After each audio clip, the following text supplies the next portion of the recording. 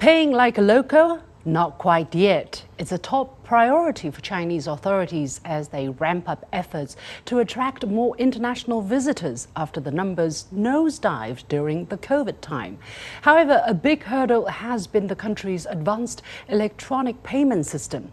As the Chinese society turns rapidly cashless, newcomers have found it hard to enjoy their stay to the full had they not prepared to adapt to a new scenario. To solve the problem, China has taken a series of measures, including boosting the acceptance of overseas bank cards in venues where foreign visitors may frequent. On March the 14th, the People's Bank of China, which is the central bank, published a bilingual step-by-step guide to payment services in China. How effective have these measures been in enhancing the payment experience for inbound travelers? What further improvements could be made? I'm pleased to be joined here in the studio by Sean Calebs, a seasoned CGTN colleague from Washington, D.C., my colleague, and he has just been visiting Beijing after a hiatus of 5 years. 5 years, five long years. Well, welcome to the studio here in Beijing, Sean. Good to have you back again. So last time you were here was 2019? Yes. And before the pandemic and before everything turned cashless. So now here you have been covering the two sessions. So I want to tell you, first of all, help our audience understand exactly how cashless is the Chinese society for you? Well, first, I guess you kind of back up and explain what WeChat is. To an international audience, it may just sound like some weird name, but here in China, it is everything. It is an application. An application that you can download, and it is the world. People communicate, they can send pictures back and forth, but it's really an effective way to do business and also work. If instead of emails, it's much quicker, sometimes much more efficient. You can get instant reply back and forth.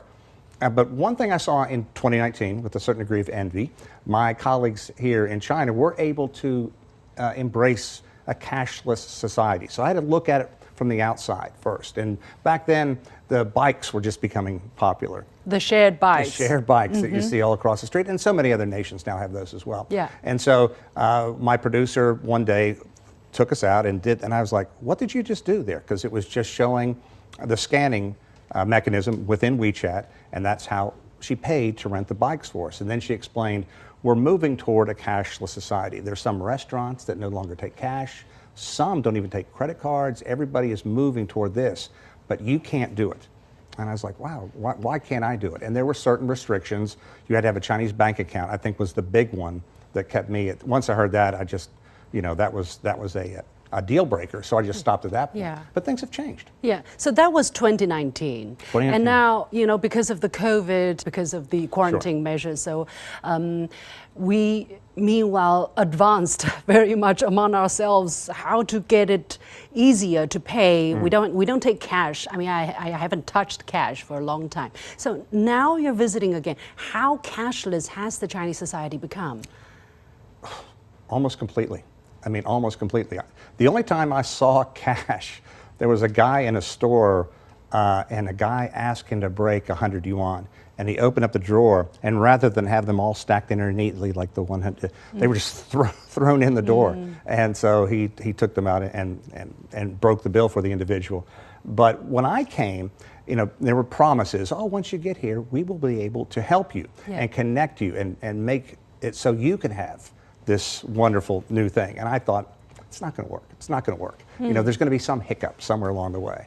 And it was incredibly easy. And when you ask, to what degree is there a cashless society? I haven't touched cash. I haven't gone to an ATM, nothing. So what did you have to do? Because you already have the WeChat application installed. You signed up, you registered years ago. So that's out of the way. But with the WeChat in place, how easy or how complicated was it to associate an international credit card or debit card to your WeChat account so that you can start going around? It's very intuitive. Now, the way I did it, it may not be the way everyone does it, because I had a colleague with me and it came up in Mandarin. And he kind of said, this is this, but you just go to WeChat, you can click, do you want to hook your credit card up here? Yes. And I mean, 20 seconds, it was done. I mean, it was that easy. Were you asked to do facial recognition or put in your I had the choice, and I passport? chose to do facial recognition. You know, the passport is a good question, and I was so excited to do it. I don't remember the specifics because it was so quick. I really should know that. And then, you know, I guess there are going to be some people who are worried about putting their personal credit card on any kind of app. Yeah. And there's going to be some who say, I'm not going to put it on a Chinese app under any circumstances. Yeah. And I've had no trouble, especially with the facial recognition, because it's actually two-step. One, I have to enter a code that, you know, and it's a 6-digit code, so it's going to be hard to break. And that's been easy enough. And then the facial recognition. And to me, that allows this measure of, okay, I'm going to be all right. But I've been using it every day for 2 weeks and no hiccups. I've checked with my bank several times to make sure everything's gone fine. But I've had no pushback from the U.S. and it's been seamless here. And I've had a few occasions, I was telling you, I'll go to buy something and they'll say, Alipay, you know, whatever. And I was like, no, I have WeChat. And they say, WeChat? Like they're kind of surprised that you have that WeChat. I have it. Because one thing I have heard is the foreigners, you know, are only now starting to come back. And I think this is one mechanism that is going to make it easier, because clearly there's this push to have more visitors, have more people get an education here, and more people travel. And it's certainly the welcoming mat. To make life easier, to make it more foreigner friendly. You talked about Alipay as well. So what is Alipay? It's another paying platform, same as WeChat, but it's more a payment thing. Right, it's a full-on like payment thing. Apple, Apple Pay, the Chinese, and Google Pay, anything like that. And what's funny is there's a pharmacy across the street from where we work in Washington, and you can go and you can get a snack there as well. And on their device where you check out, put your credit card. No, you know, you still have to use the credit card. No app or anything like that. Alipay comes up. And I asked the person, I said, do you know what Alipay is? And they looked at me and said, I heard it's something Chinese. Like they have no idea what it is. So it cracks me up that it's there. And you could use it, but people aren't. So imagine you wouldn't have the possibility to hook up your international credit card to the Chinese applications. Imagine you only had an international credit card and cash, either dollars or renminbi, after you changed the money wherever you could. How difficult would it have been? It's going to be more difficult. And as I mentioned, there's some restaurants that absolutely don't want cash, and they don't want or do not accept credit cards. So you're going to run up against that. You know, it's not going to be a deal breaker, because I think you would be able to go through, but it's going to be awkward, it's going to be confusing, it's going to hold things up. You know, and you have so many in the service industry who are young, they're kids, and this is all they have ever used. You put your WeChat on here, and I can go up, and it says you can either scan or have the money depending on which way you pay, and it's just so simple. You know, to me, it makes 100% sense to move in this direction. And I don't know to what degree they're doing it in the U.S. or in Europe, but you know, it's working here and it's working well. And what I really like is they are embracing foreigners, and they want to make it easier for people to come here, and that's what's important. Yeah, so definitely that's the direction to go. There have been a lot of discussions about how to make it easier. They're talking about, you know, setting up counters at the airport, or making people accept more POS machines, because for a very short period of time, I remember maybe 20 years ago or something, Chinese people started to use credit cards, but that never became a popular way of consumption. I mean, you probably know, we just never got used to using credit card. We kind of bypassed the stage of credit card and went straight to this cashless thing. So how difficult do you foresee the measure to ask people to reuse POS machines? You know, so is it going to be effective?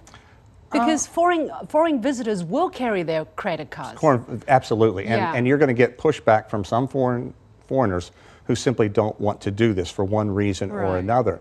And the only way I think you can combat that is, you know, it sounds simple, but by like what you're doing. You explain to people, this is what it is. And there are going to be people who raise concerns and have questions and just show how it works, how easy it works. There are fail-safe measures in here. Contact your bank before you come overseas. You know, if you feel that uncomfortable about it. And I'm pretty sure your bank would say, look, we've had people use it and it's flawless. And I really think that's the key, because China clearly wants more foreign investment. They want people to come here, and they want people to feel at home. I mean, that's, for lack of a better word, that's what it is. It makes it easier to do everything, from check into a hotel, to get a soft drink, to buy ice cream on the street. This isn't probably something everybody wants broadcast, but I've been told that the indigent, people who beg, you can give them money on WeChat. I have not seen that at all here, but people have told me that's how common it is here. Yeah. So basically, you're saying for the foreign visitors who are coming here, they would probably need to do homework. They need to adapt to a different mindset. They need to take some measures instead of going to the other places where they can take their credit, or they can use dollars and do it. So it has to be meeting each other in between. Right. And I think approach this with an open mind. I mean, really, if you're going to come here and you're going to visit, my advice would be to embrace it. And then you're going to be ushered in, for lack of a better term. You're going to get beyond the velvet rope. You know, if you're operating the way everybody else does in this country, there is this level of acceptance that comes much more quickly. You know, when people see that I have this, they're like, oh good, I'm not worried about having to deal with this guy. Is he going to give me cash? Is he going to give me his credit card? Do you speak Chinese? I speak one word. Okay. No. So I do not speak. You don't have that advantage. I do so not. The WeChat app is like a door opener. It allows you to enter the Chinese world. It really does. It really, and the translation apps nowadays too. If there's any kind of hiccup, that's incredibly simple too. And you can get, like I have, a phone plan. I pay $10 a day from the United States, and I can use my data. I don't have to worry about any other device to try to get out. And I can call home. I can do FaceTime home with my family. And to contact your Chinese friend, you just use WeChat video. Exactly. Use data. Yeah, okay. you can voice call, video call, but more often than not, I just hit them up on one line, and they get right back to me. To me, it's amazing how advanced WeChat is for China and how widely used it is. I mean, if you haven't used WeChat and you've only heard about it in passing in the United States, when you come here, it's almost a necessity. I mean, it really is.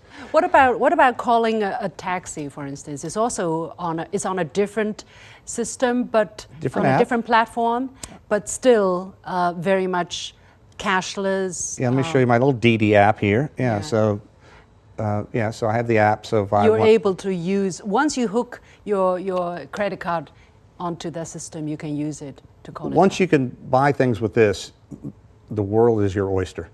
You know, once you're here, you can do so many different things. Yeah. And that's also a big, for example, I was down at 2 Sessions, and for people who don't know, it's, the Tiananmen Square area, and my producer did not get a credential, so I'm by myself, and I don't speak Chinese. My cameraman doesn't speak Chinese. We had to get home. Yeah. And it was very easy. We just walked to the corner, and there our cab was, and we got back home. I would say 5 years ago, there would have been a certain degree of panic, like, oh God, how do I get home now? It's a long walk. Okay, so for the ordinary people who are curious about China but who are not sure about how big the hassle would be, they would have to enter the Chinese world via the platforms you talk about, WeChat being probably the most important. Sure, absolutely. And putting your credit card on there. Putting your credit and card. I think the biggest thing is we have to get over this demonizing of the two nations. And when you come here, I mean, I've been embraced by everybody. And that's one thing. Governments may have issues, but I think every person I've met since I've been here has been very open, very warm, wants to find out where you're from, what are you doing here, have you been here before, do you speak Chinese? Yes, yes, yes, no. And you have been using WeChat for how long? For like? Oh gosh, maybe 2014, 2013 maybe. Yeah, I mean, when I first learned of it, I could not scan. I would be calling the camera people up. Let me scan you. Let me be your friend. You know, because it was just so cool to be, you know, to hook up. So the first step is to have your mind open and give it a try. And to register on WeChat you still need some kind of guidance or some kind of, you know, you need a friend, for instance, to recommend you. But once you get over that step, it seems that... See, I didn't know that because it's been so long since I signed up. Yeah. I forgot about it. But it's also being facilitated to make it easier. Anyway, that's the direction we're looking at. That's the future we're looking at. Thank you so much, Sean Calebs, for sharing with us your experience. Absolutely, my pleasure. Thank you. Thank you.